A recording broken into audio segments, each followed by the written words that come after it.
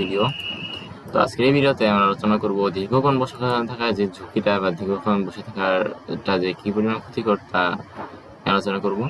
তো চলো কথা না শুরু করা যাক। একটানা দীর্ঘ সময় ধরে বসে থাকার কারণে স্বাস্থ্যের উপর ক্ষতিকর প্রভাব পড়ার সম্ভাবনা রয়েছে। বেশ কয়েকজন স্বাস্থ্য গবেষক পরামর্শ দিয়েছেন যে দীর্ঘক্ষণ বসে থাকা বা শুয়ে থাকার ফলে হৃদরোগ, ডায়াবেটিস, কোলন ক্যান্সার ও অগ্ন্যাশয়ের সমস্যার মধ্যে দীর্ঘ স্বাস্থ্য ঝুঁকি বৃদ্ধি পায়। নাম্বার 1, হৃদরোগ। দীর্ঘ বসে থাকার কারণে রক্ত প্রবাহ কমে যায় এবং ফ্যাটি অ্যাসিডগুলো আরো সহজেই হার্ট ব্লক করতে পারে। দীর্ঘক্ষণ বসে থাকার কারণে উচ্চ রক্তচাপের যোগসূত্র রয়েছে। যারা কম সময়ে বসে কাটান তাদের চেয়ে দীর্ঘ সময় বসে কাটানো মানুষের হৃদরোগজনিত রোগে আক্রান্ত হওয়ার সম্ভাবনা দ্বিগুণই বেশি। Colon cancer. Number 2, colon cancer. গবেষণাগুলো থেকে দেখা যায় টানা বসে থাকার কারণে কোলন স্তন এন্ডোমেট্রিয়াল ক্যান্সারের ঝুঁকি রয়েছে। তবে এর কারণটি স্পষ্ট নয়। একটি তত্ত্ব হলো অতিরিক্ত ইনসুলিন কোষের বৃদ্ধিকে ত্বরান্বিত করে, আরেকটি হলো নিয়মিত চলাচলের কারণে প্রাকৃতিক অ্যান্টিঅক্সিডেন্টগুলো বৃদ্ধি পায় যা ক্ষতিকারক কোষ হত্যা করে। নরম পেশি। আপনি যখন দাঁড়ান বা সোজা হয়ে বসেন, পেটের পেশি আপনাকে সোজা রাখতে সহায়তা করে, কিন্তু চেয়ারে সোজা না হয়ে না বসলে এই পেশি কোনো কাজে আসে না।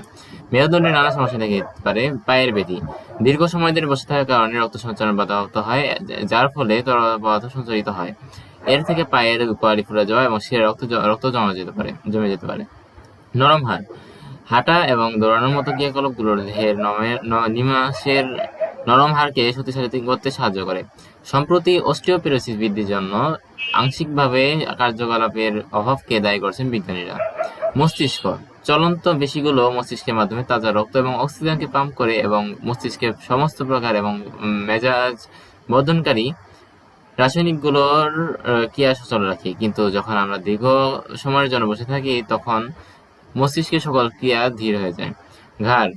যদি আপনার বেশিরভাগ সময় কাজের জন্য কোনো ডেস্কে বসে থাকতে হয়, এ সময় টাইপ করার জন্য আপনার ঘাড় কিবোর্ডের দিকে বা মাথা ফোনের দিকে ঝুলে থাকলে তা মেরুদণ্ডের চাপ সৃষ্টি করতে পারে এবং এর ফলে স্থায়ী ভারসাম্যহীনতা হতে পারে। কাঁধ। দীর্ঘ সময় ধরে বসে থাকার কারণে শুধু ঘাড়ই নয়, কাঁধেরও ক্ষতি হয়, বিশেষ করে ট্রেপিজিয়াস, যা ঘাড় এবং কাঁধকে সংযুক্ত করে। কোমর। আমরা যখন দীর্ঘক্ষণ সামনের দিকে ঝুঁকে বসে থাকি তখন আমাদের মেরুদণ্ডের ডিস্কগুলোকে অনেক চাপ করে। সেই সাথে চাপ পড়ে মেরুদণ্ডের পাশে থাকা বিভিন্ন পেশি ও মাংসপেশি লিগামেন্টের উপর। ডিস্কগুলো নরম হয় অস্বাভাবিক চাপের কারণে ধীরে ধীরে তা স্ফীত হয়ে মেরুদণ্ডের ভিতর থেকে শরীরের বিভিন্ন নার্ভের উপর চাপ দেয়। বসার সঠিক নিয়ম। আপনারা যদি প্রায়শই বসে কাজ করতে হয় তবে এগুলো সঠিকভাবে করার চেষ্টা করুন।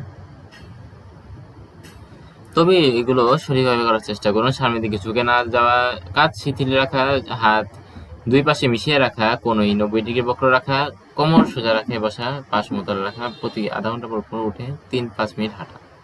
তো আজকে এই পর্যন্তই। ফিরে আসছি নতুন কোনো ভিডিও নিয়ে খুব শীঘ্রই।